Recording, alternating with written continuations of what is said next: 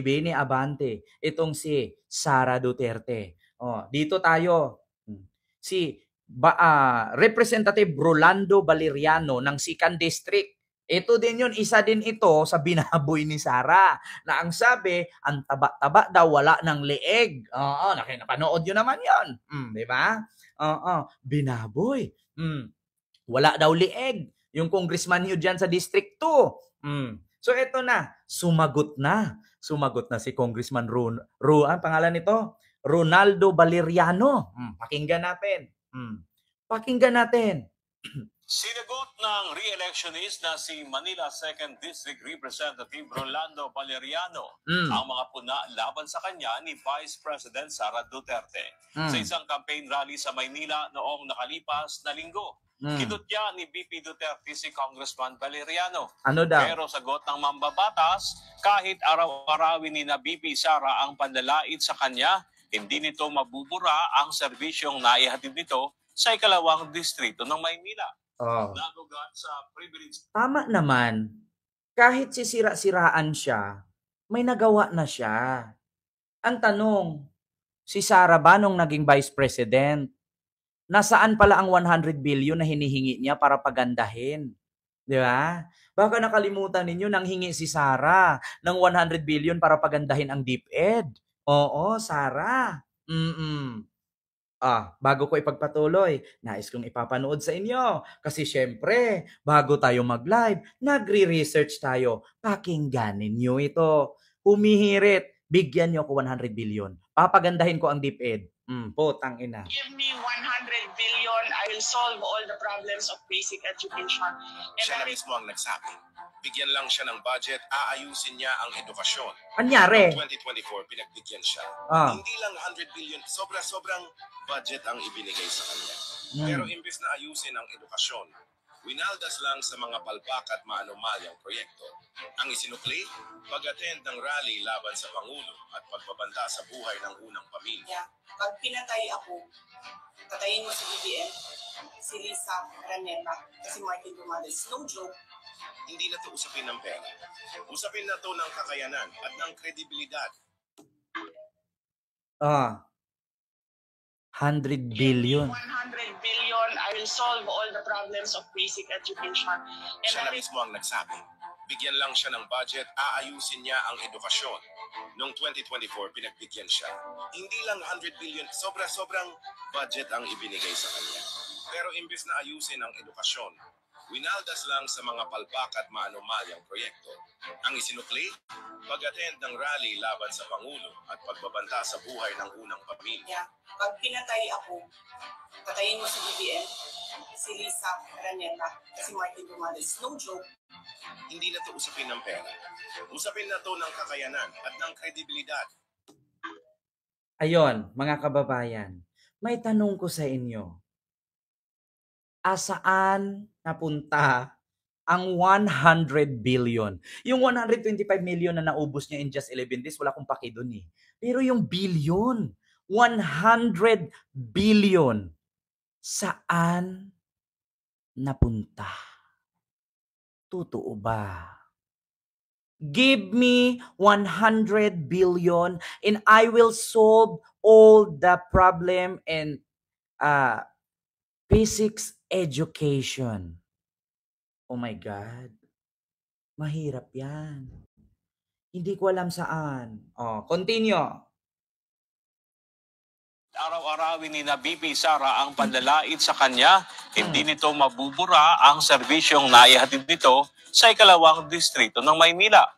Nagugat sa privilege speech ng kongresista ang investigasyon ng House Committee on Good Government and Public Accountability sa umano'y questionabling paggastos ng confidential funds ng Vice Presidente at Department of Education nang ito pa ang kalihim ng kagawaran. Nagbunga ng impeachment case laban kay BP Duterte ang ginawang pagdinig ng komite at inaasang sa Hulyo uumpisahan ng Senado ang paglilitis laban sa kanya. Alam niyo mga kababayan, diyan naman natin malalaman yan eh. Diba, Ma'am Anirisa? Oo. Diba?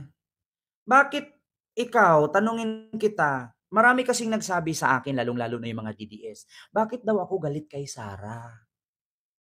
Buti nga ako nakakaramdam ng galit eh. Kayo mga DDS, hindi nyo ba naramdaman yung galit? 'Di ba? Hindi nyo ba naramdaman yung galit? Tayo naghirap, sila nagpakasarap. 'Di ba? Hindi nyo ba nararamdaman yung galit? Nagtrabaho ka. Sa isang araw, ang sahod mo 600 plus. Pagod na yun na. O, example lang natin, crew ka sa Jollibee. Ang sahod mo 650. Buong araw yun nakatayo. Buong araw yun naglilinis. Sa loob ng isang buwan, 650. So, 28 days na lang kasi may 4 na day off yan. Every week, isang day off yan. Every week, may isang day off. So, 4 na day off, 28 days na lang. Or 28, 29 days. Ngayon, magkano ang sasahurin mo sa 650? I-times mo sa 28 days.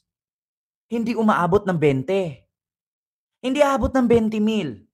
Magkano ang upa mo sa bahay? Pinakamababa, 5,000. I-total natin. Kung gaano kahirap at paanong hindi ka magalit sa buhay. Ito, mga DDS, di ba? Ito. 650 times 28. Wait lang. 650 times 28. 18,200. Minus mo dyan, 5,000 bahay. 13,200. Minus mo, kuryente. 1,500 kasali tubig. Wait lang. 1,500 kasali tubig. 11,000. Padala ka pa sa anak mo. 5,000 kasi nag-aral.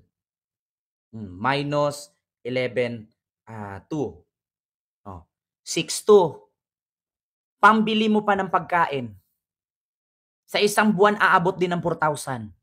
Pamasahe mo pa. May SS Pag-ibig PhilHealth pa. Anong matira sa'yo? Nag-negative 300 ka pa. Ngayon, si Sara Duterte, lipad dito, lipad doon, gala dito, gala doon. Bilyon ang kinikita. Ngayon mga DDS, mga loyalista, mga kakamping, tayo, mamamatayang worker, ang mga Duterte, mamamatayang billionaire. Real talk lang. Patutuo lang tayo. 'Di ba? Oo. Tayong mga Pilipino, kinaltasan pa ng tax para isahod kay Sara. Magkano lang ang kinikita, may tax ka pa. Maliban na kung nasa Singapore ka. 'Di ba? Yun ang isipin ninyo. 'Di ba? 18,000 lang sahod mo sa isang buwan. May bahay, tubig, kuryente, pangkain, pamasahe, may pamilya pa, may tax ka pa, may SSS Pag-ibig PhilHealth ka pa, magni-negative ka pa. Tapos tayong mga Pilipino, mamamatay tayong worker. Di ba? Pero si Sara Duterte, mamamatayang billionaire. Ngayon mga DDS, ngayon ninyo sabihin na hindi totoo. At bakit ko nasabing putang ina? Di ba? Ngayon ko kayo tatanungin.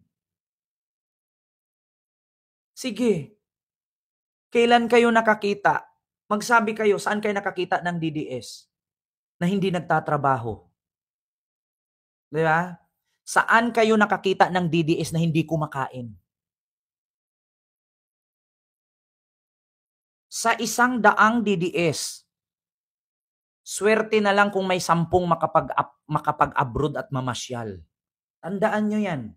Sa 100 DDS, swerte na lang kung merong 10 DDS na makapagpasyal-pasyal sa abroad sa panahon na to. Diba?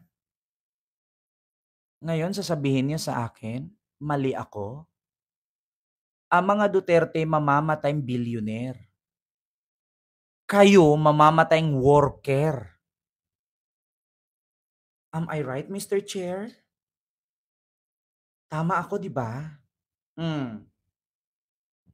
Pero may ibang DDS dyan, di naman nagtatrabaho. Puro drama. Di ba? Sunod tayo dito.